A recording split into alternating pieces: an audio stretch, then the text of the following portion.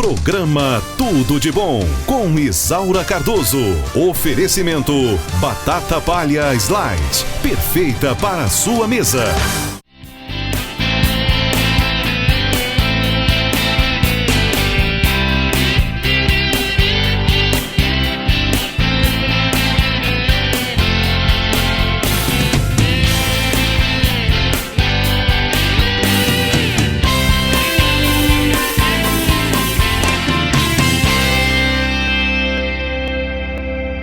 Programa Tudo de Bom hoje, com o pastor Ivo Palma, dando continuidade à matéria tão especial que estávamos falando sobre o seu livro. Pastor, tem sido um sucesso e eu quero continuar com tudo isso aqui para que a gente possa trazer mais conhecimento para os nossos telespectadores.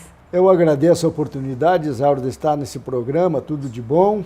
Para nós foi um programa muito enriquecedor. Tudo de bom é ter você aqui, né? E eu já... Antes de nós começarmos o programa, eu estava olhando o seu livro e estou feliz, porque é um livro bonito, com temas fantásticos e, acima de tudo, um livro que vai confrontar a verdade com as pessoas. Tá, então eu quero passar para outro título que chama Feitiçaria. Hoje nós temos feitiçaria dentro da igreja? Hoje nós temos feitiçaria dentro da igreja, né? Por exemplo... Um exemplo de feitiçaria. Quando uma pessoa, e aí estão incluídos todos os líderes espirituais, eles procuram dominar aquela pessoa, ter o domínio sobre aquela pessoa e manipular aquela pessoa, ela está fazendo feitiçaria contra aquela pessoa, porque a feitiçaria nada mais é do que dominar e modificar o destino daquela pessoa, através então de ritos, através de manipulação das pessoas. Então, uma pessoa hoje pode sofrer feitiçaria, né, quando ela é manipulada e o seu destino é alterado. A sua sorte é alterada, aquilo que Deus designou é alterado. Que a pessoa passa a confiar tanto que só faz aquilo que o líder manda. É, porque modifica, né? Modifica as aquilo, ações o dela. propósito de Deus, ela manipula, né? Aquilo é considerada feitiçaria. E quando a palavra de Deus diz que a oração contrária, quando é que ela se torna uma feitiçaria? Um exemplo. Ela se torna feitiçaria porque nós estamos orando para Deus. E se aquela oração não estiver dentro da palavra de Deus e ela fazer aquela oração para um mal contra aquela pessoa, nada mais é do que um ato de feitiçaria. Você orar ou você desejar, você não precisa nem orar. Se você desejar o mal a essa pessoa, isso já é um... Por exemplo, um trabalho, qualquer trabalho que uma pessoa faça para prejudicar outra pessoa usando de certos meios sobrenaturais, isso é feitiçaria. Seja na oração. Seja a própria oração, que não venha a ser daí uma oração, venha a ser até, né, através de um sacrilégio que ela possa fazer, ela vai ser, né? Por exemplo, Saul, quando foi consultar a pitonisa Endor, né, quando Samuel tinha morrido, o profeta Samuel tinha morrido, ele ficou desesperado, não tinha mais a quem recorrer, ele foi procurar então a pitonisa Endor.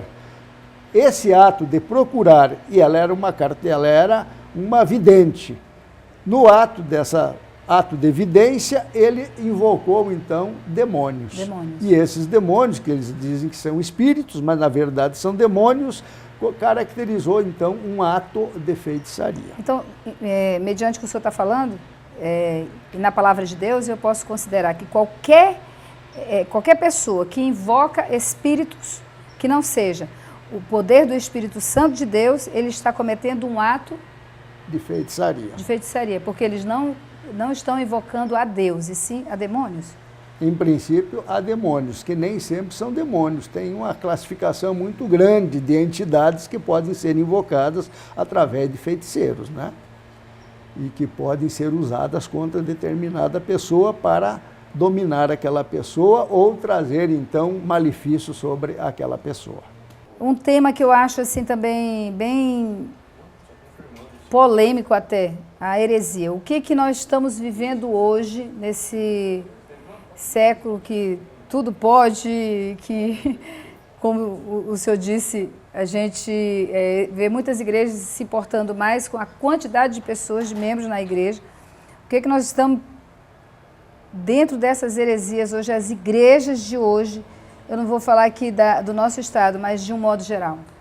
A heresia, ela está presente em todo o mundo hoje. Hoje, a heresia, ela propriamente dita, é tudo aquilo que se distancia de uma religião. Quando um grupo de pessoas, então, elas se afastam da palavra de Deus, criam a sua própria teologia, então caracteriza-se como uma heresia. E hoje, dentro dessas heresias que a gente tem visto na maior parte das igrejas, a gente vê, por exemplo, certas aberrações, coisas ridículas que a gente vê acontecendo. Por exemplo, jogar uma camada de sal grosso e pedir para as pessoas caminhar sobre aquele sal grosso para afastar maus fluidos ou maus espíritos. Tem grupos que andam sobre fogos também, Isso é uma heresia, anda sobre brasas, né? E outros engolem lâminas de vidro, né? Lâminas de barbear e não se cortam, são heresias, né? Já dos tempos pagãos ainda, né? Isso muito usado até, atualmente ainda é muito em uso, hoje nos dias de festa de São João no Brasil.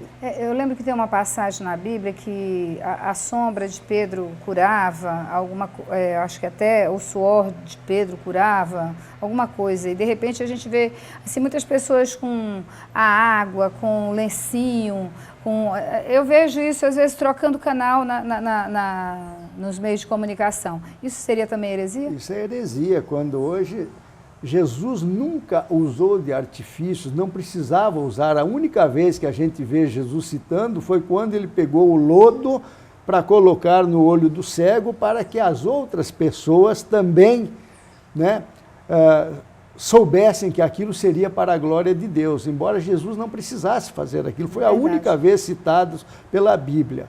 Mas tudo aquilo que Jesus nunca precisou de outros artifícios, né, heréticos para fazer isso. Por exemplo, passar esses lencinhos, toalhinhas para cura, beber água fluidificada, né, passar por um portal de construção para que Deus abra uma porta de negócios, né? Isso aí, colocar uma arca da aliança numa mesa para trazer prosperidade para aquela família.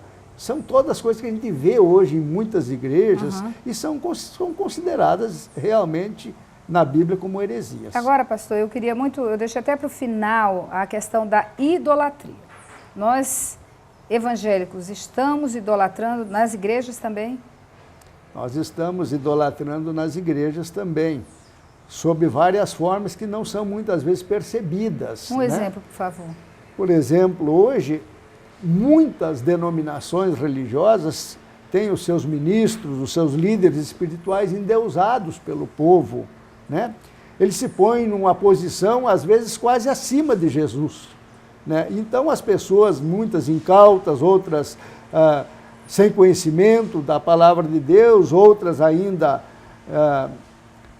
pessoas que não estão cegas espiritualmente, elas, então, endeusam esses ministros, esses pastores, esses líderes espirituais. Então, é uma das heresias, uma das idolatrias que nós temos na igreja. Até porque, quando eu vejo assim, algumas pessoas assim, mais a igreja ou mais o pastor do que a Jesus, eu fico assim um pouco chocada. E aí eu começo a questionar o seguinte, que quando João Batista era uma liderança, ele tinha discípulos, ele anunciava a vinda de Jesus. Então, quando eu penso nisso, eu lembro que Jesus não foi tirar ele da prisão. E que a cabeça dele foi entregue numa bandeja. Foi. E Jesus podia impedir aquilo. Ele era Deus, ele podia. Ele podia interceder ao Pai, ele podia fazer alguma coisa. Mas ele não fez. Mesmo que ele tivesse seguidores, mesmo que ele tivesse uma porção, uma situação de liderança. Então, eu acho que esse é um exemplo de Jesus. Ele sabia que era João Batista, ele foi batizado por João Batista, mas ele não foi lá tirar o João Batista, porque João Batista da prisão, porque ele precisava passar por aquilo, porque ele queria deixar algum ensinamento para a gente com isso, não é? É verdade. Então, uma das coisas que eu vejo muito na igreja, eu também concordo com o senhor, é as pessoas apaixonadas demais nos seus pastores, de uma forma exacerbada, entendeu? Ou pela própria igreja. Ou pela própria denominação em si. Própria denominação. Então, eles ficam idolatrando aquela denominação, né, sem se aperceberem que existem as outras também. Mas eu queria só citar um que causa uma idolatria muito grande hoje, é sobre os, entre parênteses, cantores. Os cantores gospel, né? Hoje nós vemos aí centenas e centenas de pessoas, de cantores e de grupos musicais que se dizem hoje gospel, porque eles não tiveram sucesso no meio secular. Então, eles se voltaram para o meio gospel hoje porque tem um retorno financeiro muito bom. Isso é muito importante a gente falar. É um momento muito favorável. E o que esses cantores? Eles não conhecem a palavra de Deus, porque eles não são cantores gospel. Eles são seculares, mas apenas o que eles fazem? Eles pegam da Bíblia Sagrada versículos e inserem em músicas profanas hoje, né? Então, em ritmos e músicas profanas.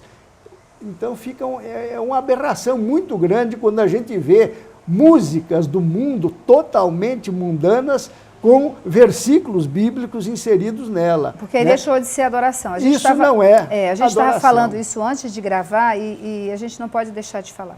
Porque eu achei muito interessante e eu trabalho com rádio e algumas coisas vinham me incomodando nessa área. De algumas músicas que eu estava colocando. Até se o pessoal presta atenção no meu programa mesmo, eles vão ver que eu comecei a pôr mais adoração e comecei a selecionar melhor as músicas que eu coloco no meu programa. Pois não. Mas uma das coisas que começou a me incomodar foi isso que o senhor falou ainda há pouco, que eu queria falar, não deixar de falar aqui no programa, viu, Paulo? Não queria deixar de falar aqui no programa. Por quê? Que é essa questão de mudar a letra da música, colocar versículos bíblicos na música secular e achar que isso é adoração. E que a música de adoração a Deus não foi feita para diversão. Que o senhor estava falando, isso. Que eu acho que a gente deveria a música gospel, ela emana de Deus. Ela tem que atrair a presença de Deus. Ela não serve para entretenimento das pessoas, para diversão das pessoas, porque isso é show. E a música gospel é para atrair a presença de Deus, não é para dar quebrantamento, show. Adoração. Quebrantamento e para a adoração, esse é o fim da música gospel. Ai, olha, nós fizemos os 2 programas e eu queria ter 1 hora para falar, 2 horas para falar sobre isso. Pastor, muito obrigado pela sua presença, obrigada mesmo, porque essa palavra, eu acho que ela é um confronto mesmo para as nossas vidas. E está aqui, ó. As 4 maiores abominações à luz da palavra de Deus, que é a Bíblia. Vale a pena você ver. Você precisa conhecer essa verdade. Porque nós estamos muito acostumados a querer ouvir só o que é agradável ao nosso coração, ao que a gente gosta de fazer. E às vezes o que você está fazendo não está agradando a Deus. Leia, ó.